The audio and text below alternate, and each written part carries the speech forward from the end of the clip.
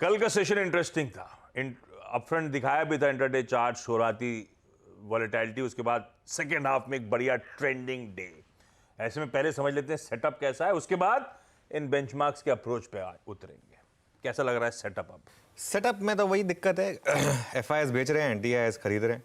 और एफआईएस ने कल भी 7,000 करोड़ के करीब बेचा। कल मुझे लग रहा है कि ज़्यादा सेलिंग आईसीआईसीआई बैंक में आई थी। कल पूरा का पूरा जो एचडीएफसी बैंक का रैली था उसको आईसीआईसीआई बैंक ने नेगेट किया था।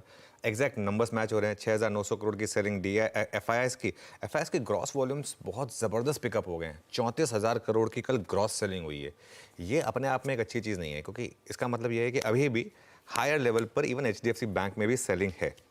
मैं कल की रैली से बिल्कुल वो नहीं हूँ कि बस अब बॉटम बन गया। मेरे ख्याल से यहाँ पर अभी भी दिक्कत रहेगी। ये स्टॉक और 2-3 52 वीक क्लोज बनाएगा, और ये यहाँ पर अभी भी मुझे लग रहा है कि एफआईएस और सेल करेंगे। कल पहली बार ऐसा हुआ है कि आईसीआईसीआई बैंक का वैल्यूएशन एचडीएफसी बैंक के ऊपर आ गया, फर्स्ट टाइम इन हिस्ट्री। और वो भी एक ऐसा बैंक जो एक समय पे 3x ट्रेड करता था आईसीआईसीआई बैंक के वैल्यूएशन के। आईसीआईसीआई बैंक 2 टाइम्स ट्रेड करता था, एचडीएफसी बैंक अपने पीक पे 6 टाइम्स ट्रेड करता था। फिर 6 टाइम्स को 4.5 टाइम पे न्यू नॉर्मल बन गया था। आज की डेट में आईसीआईसीआई बैंक का वैल्यूएशन एचडीएफसी बैंक के वैल्यूएशन के ऊपर आ गया है। पहली बार ऐसा हुआ है। एक और रीज़न है, एचडीएफसी बैंक की मैनेजमेंट को सोचना चाहिए कि क्या हो रहा है। मतलब नंबर अपनी तरफ होते हैं, वैल्यूएशन जो एक समय पे एचडीएफसी बैंक को मिलते थे वो नहीं मिल रहे हैं। अब मार्केट कह रहा है ठीक है आप होंगे एचडीएफसी बैंक, अब नहीं है आप वो उस लेवल के स्टॉक। सिंपल है। मैं अपने शब्दों को बिल्कुल, मुझे कोई किसी से डर नहीं है कुछ बोलने में। मैं जो फील करता हूँ वो बोलता हूँ। अब बिल्कुल मतलब ये तरीके ये बता रहे हैं ना, मार्केट वर्डिक्ट दे रहा है आपको कि अब हमें आप पर उतना कॉन्फिडेंस नहीं है जितना हमें पहले 5-6 साल पहले था। नहीं देंगे हम आपको वैल्यूएशन। अब पहले नंबर अच्छे लेकर आइए, क्लैरिटी लेकर आइए, उसके बाद आपको वैल्यूएशन मिलेगी। तो वो सेटअप में वो दिख रहा है कि जिस तरीके से एफआईएस बेच रहे हैं। कल लेकिन एक इंटरेस्टिंग चीज़ हुई। कल इंडेक्स फ्यूचर्स, स्टॉक फ्यूचर्स दोनों में बाइंग थी। मेरे ख्याल से लोअर लेवल से थोड़ी सी रिकवरी जो हुई उसमें थोड़ी शॉर्ट कवरिंग और थोड़ा लॉन्ग बिल्डअप, क्योंकि इंडेक्स फ्यूचर्स में 890 करोड़ की बाइंग है, स्टॉक फ्यूचर्स में 6,300 करोड़ की बाइंग है। इंडेक्स फ्यूचर्स में बैंक निफ्टी और निफ्टी दोनों में बाइंग है। बैंक निफ्टी में 300 करोड़ की बाइंग है, निफ्टी में करीब करीब 650 करोड़ की बाइंग है। और लॉन्ग भी जुड़े यहाँ पर, करीब करीब 5,000 लॉन्ग जुड़े और करीब करीब 5,500 शॉर्ट कटे। तो मामला क्लियर दिखा रहा था कल की, थोड़ी सी शॉर्ट कवरिंग, थोड़ी सी लॉन्ग बाइंग, थोड़ी सी इंडेक्स एक्सपायरी से पहले की थोड़ी सी शायद आप पंटिंग कह लें, जो मर्जी कह लें, वो सब नंबर्स में विजिबल है। पुट कॉल रेशियो 0.92 पर आ गया वर्सेस 0.74। 0.74 हमेशा ओवरसोल्ड होता है, थोड़ा सा वहाँ से बढ़ गया, वापस स्कोप है एक बार वापस ओवरसोल्ड होने का मुझे लग रहा है। और बैन में अब फाइनली सिर्फ एक ही स्टॉक रह गया है एक्सपायरी वाले दिन, वो है जी एंटरटेनमेंट। और मुझे हैरानी नहीं होगी अगर कल ये स्टॉक बैन में शुरुआत भी करे तो, क्योंकि यहाँ पर जितनी भी कल पोजीशन ऐड हुई होंगी ऑप्शंस में वो सारी अगले महीने के लिए ऐड हुई होंगी, उस वजह से स्टॉक बैन में आया। तो ये एक इंटरेस्टिंग होगा मामला। आउट ऑफ बैन ऑफकोर्स बाकी सारे जो बचे थे, बलरामपुर चीनी, आईआरसीटीसी, नैल्को, ओएफएसएस और आरबीएल बैंक। अच्छा, इशू क्या है, एक्सपायरी वाले दिन बैन से बाहर आ भी जाओ तो कुछ फर्क तो पड़ता नहीं है। क्यों? क्योंकि जो ट्रेडर है वो उस मंथ के तो ऑप्शन ले नहीं पाएगा, अगले महीने के ही ट्रेड करेगा। खैर एनीवे, ये सारे स्टॉक्स बैन से बाहर हैं। सेटअप जो है न्यूट्रल है। सेटअप न्यूट्रल है, पर आज ऑल इंपॉर्टेंट एक्सपायरी डे खड़ा है सामने। कैसे स्ट्रेटेजाइज करा जाए निफ्टी पे?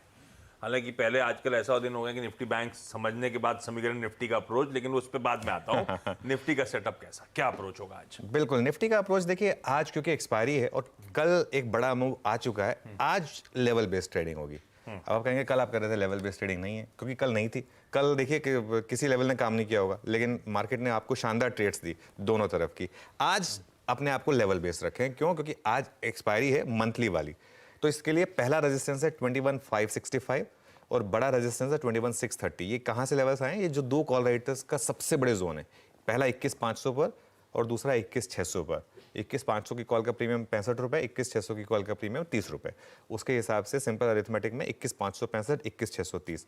सपोर्ट कहाँ पर है? सेम लेवल पुट्स के हिसाब से जोड़ दें तो सपोर्ट है आपका 21,353 पर। 21,400 पर पुट राइटर बैठा, इकलौता पुट राइटर है जो 21,400 पर है। 21,353 के नीचे दिक्कत है। और फिर बड़ा सपोर्ट आएगा आपका 21,137 पर, जो कि है सीरीज लो, कल का लो, सीरीज लो 21,137। ट्रेड क्या होगी? 21,500 से 21,550 का रिजेक्शन आए। और देखिए इस चीज़ को समझिए, मैं ये नहीं कह रहा हूँ कि इस जोन में आपको बेच देना है, बेचने का जोन यही है, लेकिन रिजेक्शन पर, अगर रिजेक्शन आए, मार्केट की रैली फेल हो, वहां पर बेचें और 21,600 का एक स्टॉप लॉस लगा दें।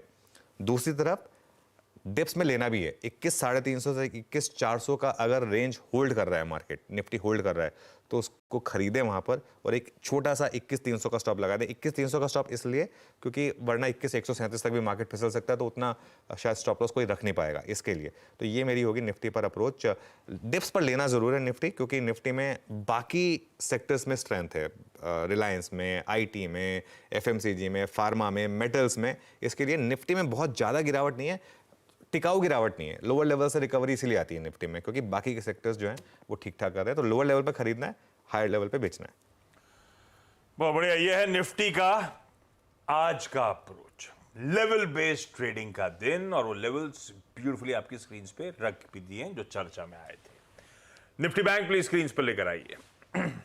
आपने वो अपफ्रंट मेंशन करा 200 डीएमए की अहमियत, वो अपनी जगह। आप अभी भी मेंशन करो एचडीएफसी बैंक में शायद हो सकता है पेन बचाओ। ऐसे में फिर आज अप्रोच क्या रखूं, इसमें क्या देखूं? देखिए, एचडीएफसी बैंक का पेन है, आईसीआईसीआई बैंक काफ़ी पेन था। एक्सिस आईसीआईसीआई दोनों कल लद गए। बिल्कुल, दोनों। और एक चीज़ बहुत क्लियर है, मार्केट सिर्फ एक चीज़ पे फोकस कर रहा है, नेट इंटरेस्ट मार्जिन। बस वो अगर आपका ख़राब है और अगर वो ट्रेजेक्ट्री ख़राब है तो मार्केट अभी कुछ टाइम के लिए आपको यहाँ पे पैसा बना के नहीं देगा। आईसीआईसीआई बैंक ने एक्चुअली भले ही वैल्यूएशन को क्रॉस जरूर किया एचडीएफसी बैंक के, लेकिन उसका बड़ा कारण एचडीएफसी बैंक की डी रेटिंग है।